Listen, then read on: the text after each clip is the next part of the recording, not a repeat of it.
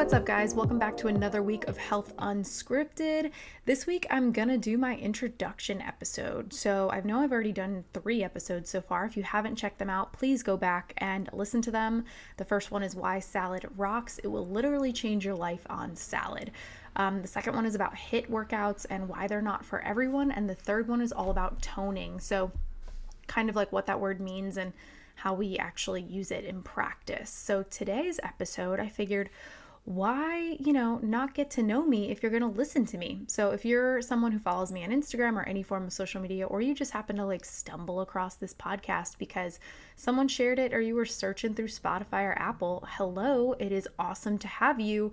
And I really hope you enjoy this fun-filled 20 minutes. I'm going to try and keep this under 20 minutes. Okay. But that's the goal here for Health Unscripted, literally to talk all things health, physical, mental, emotional, spiritual, holistic health, everything, and just kind of how it all comes together, just all different topics. So what makes me qualified to talk about that? So to go into my journey, I guess we can just start from when I was a little nugget. And basically, you grow up an athlete, you grow up playing sports your whole life, you grow up a tomboy, definitely ran in my family. My mom, for those of you who don't know, nicknamed the Mominator.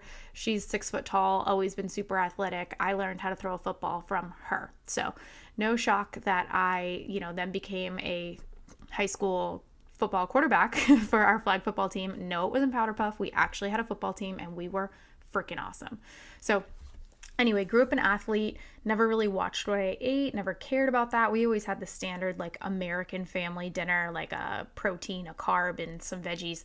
My mom was very good about veggies because we were also very active. So that was kind of what we ate for dinner. But then I'd also house an entire bag of Doritos and eat fast food. And we did grow up eating fast food because it was quick and easy and cheap. And, coming from a low income household, that's what we could do, So going into high school, would play sports, was skinny, was a stick, was a size 0. I ate McDonald's and still ate like crap, but was running around a lot. So of course we eat a McChicken and go to the bathroom and you still have abs, right? So anyway, then I got into college and I still kept up that wanting to be active, but you're not playing sports anymore. So it was kind of all right, I'm not in a sorority. I'm not going to do sorority. Nothing against sorority life. It just wasn't really for me. And I didn't have the money to spend on it, to be completely honest. But I started to work out at the gym, but then the 24-hour food halls, pizza and cookies at your disposal definitely added that freshman 10. I will say, I think I definitely had a freshman 10 I was carrying around, still trying to squeeze into my 0 skinny jeans, which looking back on those pictures is mortifying. So I really didn't have a good base for nutrition. I did so much cardio and, barely touched weights. I did bicep curls and random stuff, but I really had no idea what I was doing. And the elliptical was my friend, the Stairmaster, all that stuff. So I called myself a cardio queen. I got into pharmacy school and then, was understanding drugs, but still not really health. I was still probably a size 4. So by all means, still relatively in shape, but doing things the wrong way. So then I went into, I came home for summer one time from college and met a girlfriend of a group of friend of mine. And she was I'm doing these fitness competitions. And I was what are those? What do you mean? And she was showing me pictures and I was bodybuilding competitions? We can do that? You want to look like that? And I was actually, that sounds freaking awesome. And I was super interested. She's well, let me introduce you to my coach. So I went to meet her coach and he was this shorter, huge, jacked, Haitian man named Jocelyn. I still remember him. I love him. What's up, Jocelyn? How are you?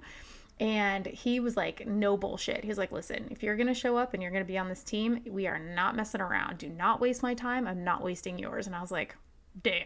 So needless to say, I started working with him and was 17 weeks out from my first show at that moment. I had no idea. This was back in May or June. So being on that pre-show diet and that competition diet and watching my body change, I just assumed I would never have abs. My body was not one for a 6-pack. My genetics, nope, could never happen. I tried and it just wasn't happening. So I figured that was just unattainable for me. Well, being on this diet and actually learning how to work out properly and be in the gym and use the machines and squeeze and mind-muscle connection and just being so disciplined, learning how to say no. And granted, it's not easy. It's not easy to learn on any spectrum, but when you're like having to do this stuff because you're going to get on stage in front of a lot of people, you ultimately want to bring your best package. Plus, I'm very competitive, so I stick to something if I know I have a possibility of winning, just to put it plainly. So I followed this diet for a very long time. Obviously it, got more and more sparse as the closer the show came up. Peak week was essentially just like protein and veggies at every meal, like no carbs, barely any fat. And it was not healthy looking back on that, right? But I did my first show, I got all tan. And for those of you who are like, why do you have to get so tan? It's because the lights on stage are so bright that you have to be tan in order for your muscle lines to show. Okay. Just for everyone to clear that up. I got that question so many times. So I got lean. I went from 134 to like 108 pounds. Granted, it was too much weight for me to lose, but I didn't really have much muscle on my frame because I had never done a strength training program, right? So I did the show. I won my class. I became obsessed. I'm like, I'm good at this. I'm going to do more. However, it got in the way of pharmacy school. If anyone's tried to cut carbs and like studying and anything that requires energy is not easy to do when you're irritable, you're exhausted. So it was really affecting my studying and my school. So I didn't do shows until the summer. So wrapping that up, I did about 2 more the next summer. And then I kind of like hung it up for a little while. Like I was like, nah, you know what? I like the way I look. I'm going to just continue doing this on my own. I'm done with the shows. They're super subjective. I hate them. So I graduated pharmacy school. I started working for Walgreens, and I kind of was like curious. I'm like, you know what? I want to see what kind of package I can bring. I want to do this again. Like I put on some muscle. Let's do it again, and let's do it in a more healthy way. Like let's not take diuretics before the show. I was all natural, by the way. I know shows now are not all natural. I was all natural aside from taking like water pills the week of prep. So I did this show natural. I came back in at 118 pounds instead of 108. So I had put on 10 pounds of muscle, and it was definitely my best package. But again, the posing was not my favorite. And, it was fun to do, and I'm glad I did what I did, but it was, again, not healthy. So I continued under eating and overtraining, and then working in a stressful environment like pharmacy, not prioritizing my rest, not prioritizing my recovery. I mean, I was 25. Like, what do you do at 25? We were still partying. We were still going out. South Florida, like that's what we do. So I really like threw my body into a tail, like a whirlwind of metabolic like fuckery is the best word I can say. Like my insulin was so off and overshooting. My thyroid was messed up. My sex hormones were messed up. I was like perimenopausal, what my levels were. I was fatigued all the time, no matter how much coffee I had. I felt like utter shit. And I was just like thinking I was burnt out from the pharmacy. And so I went and got blood work done, and all that came back on my blood work. And I was like, holy crap, what do I do? And my doctor was literally like, eat some damn carbs, stop cycling. We're taking you off birth control, and we're starting a thyroid supplement. In hindsight, I should have done a couple of those things, alone before starting on medications and whatever. But it really was like a big learning, like epiphany moment for me that like, holy crap, like my body is not as resilient as I thought it was. And I'm not treating it as good as I thought I was. I look the part. I have like an 8-pack or a 6-pack or whatever. So you think that I'm healthy, but I was a mess on the inside. So I was like, well, I got to get my hormones all figured out. I have to fix my energy. I have to fix the key element to my metabolism, which is my thyroid, right? So I started on this journey with doctors, went to endocrinologists, hated them, ended up finding functional medicine doctors who were taking more holistic approaches, who cared about my nutrition and just overall blood work. And so I started working with them, not cheap, but definitely more along the path and the vision that I wanted. So I started increasing my calories. I started eating more, and I got to a place where I felt better again. And I was like, wow, like who knew from crash dieting and doing these shows that like this could happen to you? So fast forward, I had to leave Walgreens because the work environment was just awful. Like imagine starting your day every single day super behind, like more than half of the previous day already behind, and it's a fresh new day. Like it was just so much. We were set up for failure. The stress level was obnoxious. So I went to Publix, and I started working for Publix, which Definitely a better company and a better work environment, just longer shifts. So I went from like 8-hour shifts to 12-hour shifts, which suck for me. But, we did that. And then I was like, all right, this is what we're doing now. I was still, keeping up with my health and fitness. I was feeling good. And then came like just helping, then came the year that all of my girlfriends were getting married. I was like 28 and everyone in the world was getting married. I had like 10 weddings that year and I was in 5 of them.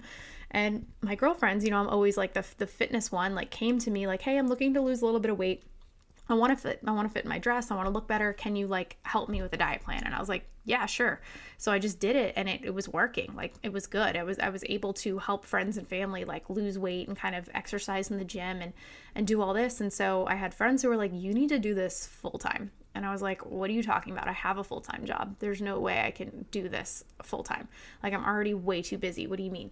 And so they were like, no, really, like you're good at it. You should do this. And I was like, I don't want to be a personal trainer. Like what other options are there? Right. So I sat on it for a little while. And then another friend of mine and I went to a Tony Robbins conference, like a motivational as shit conference. And I was like, damn, this life seems awesome. Like I would love to get out of pharmacy. By the way, I was already hating pharmacy at this point. I probably wanted to quit a year after I started because it just wasn't the life that I thought it was going to be while in school. Like you think you're going to be able to help people and make all these differences and change their lives. And really all you're doing is giving medication for problems that could potentially be fixed through the right diet and exercise, through preventative nutrition. And you don't really get to help as much as you think because you're stuck behind a computer trying to meet KPIs and metrics that are unbelievably ridiculous to meet. So it was just like moral burnout at that point. So I wanted to get out of pharmacy and I was like, but how do I, like, I'm not an entrepreneur. How do I do this? So I sat on it again for probably like, that conference was in May. Come